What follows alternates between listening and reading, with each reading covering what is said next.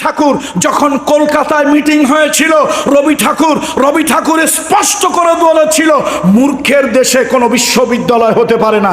তোমার রবীন্দ্রনাথ ঠাকুর চাই নাই ঢাকা বিশ্ববিদ্যালয় হয়েছে মুসলমানদের নবাব পরিবারের সম্পদে, নবাব পরিবারের টাকায়, তাদের কলিজার উপরে, তাদের সম্পদে, তাদের টাকায় বিশ্ববিদ্যালয় তৈরি হয়েছে। সেই বিশ্ববিদ্যালয় ইকরা বিইসমি রাব্বিকাল্লাযী খালাক থাকবে না, ইকরা বিইসমি রাব্বিকাল্লাযী খালাক এইটা থাকবে না। সেই বিশ্ববিদ্যালয় ইফতার প্রোগ্রাম হতে পারবে না, কিন্তু ওই বিশ্ববিদ্যালয় তরুণ যুবক যুবতী রং দিয়ে যুবতী নারীকে তাকে স্পর্শকাতর জায়গায় তাকে রং দিতে পারবে, তাকে রং মাখিয়ে দিতে পারবে, হোলি খেলা হতে পারবে, ওইটা বৈধ। কিন্তু অ্যারাবিক ডিপার্টমেন্ট কোরআন তেলাওয়াতের আয়োজন করেছে, সেটা বৈধ নয়। এই আইনগুলি কারা দেয়? এ মুসলমান সবসময় ঘুমায় থাকলে চলবে না, মাঝে মাঝে একটু আওয়াজ দিতে হবে, না হলে চোরেরা তোমার ঈমান আর আকীদা চুরি করে তোমার বেঈমান কাফের মুরতাদ পর্যন্ত বানিয়ে দেবে। বন্ধুরা আমার, ইসলাম নামের শেষে থাকলেই মুসলমানের কাজ হয় না। নুরুল ইসলাম নামের শেষে ইসলাম ছিল, কিন্তু সেই ইসলাম দেশের শিক্ষা ব্যবস্থা, সেই ইসলাম দেশের শিক্ষা ব্যবস্থাকে ইসলামী শিক্ষা ব্যবস্থা করতে পারে না। আমার বুঝে আসে না শিক্ষা ব্যবস্থায় কারা আছে, আমার বুঝে আসে না। পীর সাহেব কেবলা আমার পাশে আছে, বলতেও চাই না, না বলেও পারি না। একটা গল্প মনে পড়ছে, কোরআন আর হাদিস না গল্প, বলবো কোরআন হাদিস না গল্প। ভাই, আগেকার দিনে দেশ চালাইতো কারা? রাজা বাদশাদের দেশ প্রথা বিলুপ্ত হলো, জমিদারি প্রথা এলো, জমিদারি প্রথা বিলুপ্ত হয়ে আধুনিক রাষ্ট্র ব্যবস্থা হলো। কেন, আমিও ঢাকা বিশ্ববিদ্যালয়ে অল্প কিছুদিনের জন্য রাষ্ট্রবিজ্ঞানের ছাত্র ছিলাম। তো এই রাষ্ট্র ব্যবস্থা আগে চালাইতো রাজারা। তারা দিন বললে দিন, রাতকে দিন বললে দিন, বাস তারা যা বলে তাই। তারাই হলো দেশের মা বাপ, হর্তাকর্তা। ডিকটেটরশিপ, স্বৈরতন্ত্র তারা চালাতো, যা বলতো ওইটাই আইন। তো এক দেশের রাজার ইচ্ছা হয়েছে একটু নৌ ভ্রমণে যাবে, নৌকা ভ্রমণে যাবে। তো উজিরে আলা মানে প্রধানমন্ত্রী ডেকে বলছে, এই উজিরে আলা, আমি একটু নৌকা ভ্রমণে যাব, জল কেলি করতে যাব, একটু নৌবিহারে যাব, তুমি ব্যবস্থা করো।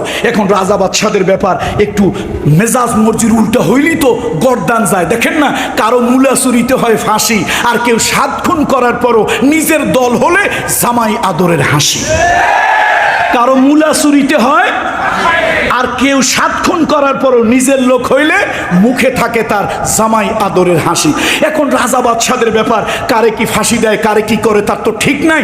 শেষে উজিরে আলা কি করলো, জ্যোতির্বিজ্ঞানী, অ্যাস্ট্রোলজার, তাদেরকে ডেকে বললো, এই ভাই তোমরা একটু গুনে বেছে বলো তো আবহাওয়া কবে ভালো। তারা গুনে বেছে বললো, আগামী 2 দিন 3 দিন আবহাওয়া ভালো আছে, চমৎকার আছে। আচ্ছা ঠিক আছে, বাদশা নামদার, আগামী পরশু দিন আপনি নৌবিহারে নৌ ভ্রমণে যাবেন। আচ্ছা, রাজা বাদশারা কি একা যায় না সাথে লোকজন থাকে?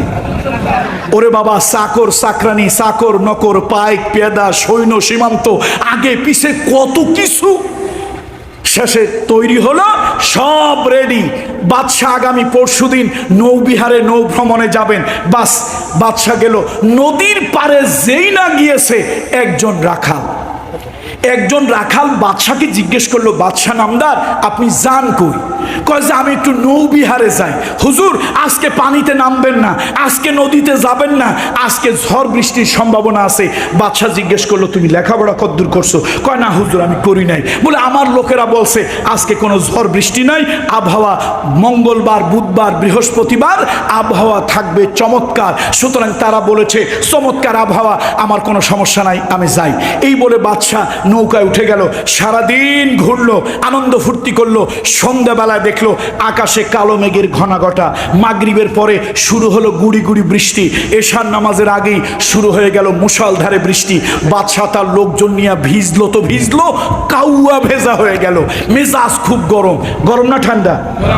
এতগুলো লোক সহ ভিজলাম, কি আবহাওয়ার কথা তোরা বললি? বাদশা রাগ মেজাজ নিয়ে কোনো মতে নৌকা নিয়ে নদীর তীরে এলো। এবার রাজবাড়ি চলে গেল। সকালবেলা উঠে বেশ বাদশা রাতের বেলায় মুষলধারে বৃষ্টিতে ভিজে, মেজাজ তো গরম। এই উজিরে আলা দিকায়, উজির আলা বুঝলো আজকে যে কার কপালে কি দুঃখ আছে আল্লাহ ভালো জানে। উজির আলা ভয় ভয় আসলো, এই তোর আবহাওয়া অফিসারদেরকে ডাক। আবহাওয়া অফিসারদেরকে ডাকছে, জ্যোতিষী জ্যোতির্বিজ্ঞানী অ্যাস্ট্রোলজার যারা আছে সবাইকে ডেকেছে। এই তোমরা কি বললা? হুজুর আমরা তো বলছি গুনে বেছে আগে পরের দিন হিসাব করে, কিন্তু কিছু জিনিস মহামহিম সৃষ্টিকর্তার হাতে থাকে, সেখানে আমাদের হাত দেওয়ার কোনো সুযোগ নাই। আমাদের কথা সঠিক হয়, তবে একেবারে 100% সব সময় হয় না। কিছু কিছু সময় স্রষ্টার ইচ্ছাও অনেক কিছু পরিবর্তন হয়। বেটা তোদের কথা সঠিক হইল না, কিন্তু ওই রাখালের কথা কেন সঠিক হইল? এই ও রাখালে ধরে নিয়ে আয়। তো রাখালে ধরে আনছে, বাদশা গায়ে রাখাল আমার আবহাওয়া অফিসার তুই। কয় হুজুর এইটা করবেন না, আমি মূর্খ। কল একটা কলম ভাঙে তিনটা, আমি জন্মের গণ্ড মূর্খ। হুজুর আমার এই কাজটা দেবেন না। আরে বেটা দিব না, হাজার হাজার টাকা দিয়া ওরা লেখাপড়া করছে, ওদেরকে লালন পালন করি, ওদের কথা সঠিক হয় নাই, তোর কথা সঠিক হয়েছে, তোরই আমি আবহাওয়া অফিসার বানাবো। হুজুর মাফ করবেন, ক্ষমা করবেন, জাহাপানা এটা আমি বলি নাই, এই কথাটা আমার ছাগলে বলছে। কে বলছে? বাদশার মধ্যে কিউরিসিটি, কৌতূহল, ছাগলে কেমনে বললো? হুজুর আমি তো ছোটবেলায় বাপ মারা গেছে, ছোটবেলায় এতিম হয়েছি, এখন এই নদীর ধারে সমুদ্রের পারে ছাগল চড়াই, বকরি ভেড়া দুম্বা এগুলি আমি চড়াই ওই নদীর পারে। যদি আবহাওয়া প্রকৃতিতে কোনো ঝড়, কোনো তুফান, কোনো টর্নেডো, কোনো সাইক্লোন, কোনো প্যান্ডামিক, কোনো ডিজাস্টার যদি আসে, আমার এই ভেড়া ছাগলগুলি ভো ভো ডাকে আর ঘন ঘন মতে। তো আমি যখন সকালবেলায় ডাকে আর মতে, আমি বুঝে ফেলছি আজকে কিছু একটা হবে। তাই আমি বলছিলাম জাহাপানা আপনি আজকে দরিয়ায় সমুদ্রে যাইয়েন না। শেষ পর্যন্ত ওই কথাই সঠিক হয়েছে, বাদশাকে আমি আসল লোক পাইছি। এই উজির আলা যা 10টা চেয়ার খালি কর, ওই ওর পালের থেকে 10টা ছাগল ধরিয়ান, চেয়ারে বসা, আগামীকাল থেকে ওরাই হবে আমার আবহাওয়া অফিসার। ওই বাদশার যুগ চলে গেছে, নতুন নতুন পৃথিবীতে অনেক রাজা বাদশাহ মন্ত্রী আসছে, কিন্তু এখনো রাষ্ট্রের গুরুত্বপূর্ণ 5-10টা পদ ওই ছাগলেরা এখনো দখল করে আছে। রাষ্ট্রের গুরুত্বপূর্ণ কিছু পদে এই ছাগলদেরকে পদায়ন করা হয়েছে। না হলে আমার বন্ধুরা, আমরা ছোটবেলায় পড়েছি, সকালে উঠিয়ে আমি মনে মনে বলি সারাদিন আমি যেন ভালো হয়ে চলি, আদেশ করেন যাহা মোর গুরুজনে, আমি যেন সেই কাজ করি ভালো মনে। এগুলি চলে গেল হাট্টিমা টিম টিম, মাঠে পাড়ে ডিম, খাড়া দুটি শিং, ওই দেখা যায় তাল গাছ, ওই আমাদের গা, ওইখানেতে বাস করে কানা বগির ছা, এ বগি তুই খাস কি, পান্তাবাস চাস কি। আচ্ছা এটা পৃথিবীর কোন ডিকশনারি থেকে নিছেন যে মাথায় শিং আছে ডিম পাড়ে, ডিম পাড়ে মাথায় শিং আছে? এগুলো কারা ঢুকাইলো? আগে তো জানতাম কিছু লোক গাঁজা খায়, তবে কিছু গাঁজা মেয়াদ উত্তীর্ণ। এই শিক্ষা ডিপার্টমেন্টে ওইরকম কিছু ছাগলদেরকে পদায়ন করা হয়েছে যারা গাঁজা খাইছে, তবে মেয়াদ উত্তীর্ণ গাঁজা। না হলে পৃথিবীর কোন জঙ্গলে, কোন অ্যানিমাল ডিকশনারিতে প্রাণী ডিম পাড়ে মাথায় শিং হইতে পারে?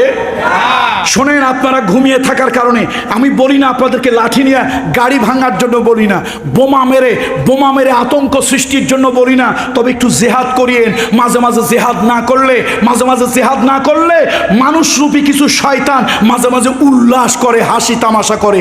এদেশে একজন বুদ্ধিজীবী আছে, বুদ্ধিজীবী না বুদ্ধি প্রতিবন্ধী আল্লাহ ভালো জানে, আমাদের শ্রদ্ধেয় স্যার ডক্টর জাফর ইকবাল। তিনি একটা বই লিখেছেন, বছর 3 আগে আমি প্রতিবাদ করেছিলাম, আমার ভিডিও সেই ফুটেজগুলি আপনারা এখনো পাবেন। তিনি একটা বই লিখেছেন, বইটার নাম দিয়েছেন ভূতের বাচ্চা সোলাইমান। বইয়ের নাম কি? আচ্ছা আমার প্রশ্ন হলো, উলুল আজম পয়গম্বর 25 জনের নাম আমরা জানি, সোলাইমান আলাইহিস সালাম শুধু পয়গম্বর নন, তিনি করিম ইবনুল করিম। তার পিতা দাউদ আলাইহিস সালাম অত্যন্ত মর্যাদাশীল একজন নবী। আমার প্রশ্ন হচ্ছে, আপনি ইউনিভার্সিটির টিচার, নাম কি দিতে হবে আপনি জানেন না? কি দিতে হবে আপনি জানেন না? এদেশে শেখ মুজিবুর রহমান নাম আছে, এদেশে জিয়াউর রহমান নাম আছে, এদেশে এম.এ.জি. ওসমানী নাম আছে, এদেশে আব্দুল হামিদ খান ভাসানী আছে, এদেশে সরওয়ার্দী নাম আছে।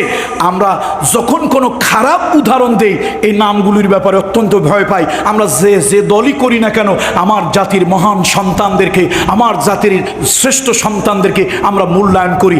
যে জাতি তার শ্রেষ্ঠ সন্তানদেরকে মূল্যায়ন করতে জানে না, সে জাতি ইতিহাসে তারা মর্যাদার আসন লাভ করে না। আপনি আমি যে জলই করি বঙ্গবন্ধু শেখ মুজিবুর রহমান, আমি যখন এই নাম দিয়ে একটা খারাপ উদাহরণ দেব অন্তত 5 বার চিন্তা করব এটা আমার জাতির একজন মহান নেতার নাম। এই নামটা কোনো চোর ডাকাত কোনো খারাপ একটা উদাহরণে এই নামটা আনা যাবে না। বলেন কথা ঠিক কিনা? আমি যখন একটা জিয়াউর রহমানের নামের উপর একটা খারাপ উদাহরণ দেব তখন আমি চিন্তা করব এ দেশে চোর ডাকাত বদমাশ খারাপ মানুষের নামে যদি জিয়াউর রহমানের কোনো উদাহরণ আসে এটা আমার দেশের একজন বীর মুক্তিযোদ্ধার নাম, এ দেশের একটা বিশাল বড় দলের একজন নেতার নাম। সুতরাং এই নামটা ব্যবহার করতে অন্তত 3 বার আমি চিন্তা করব।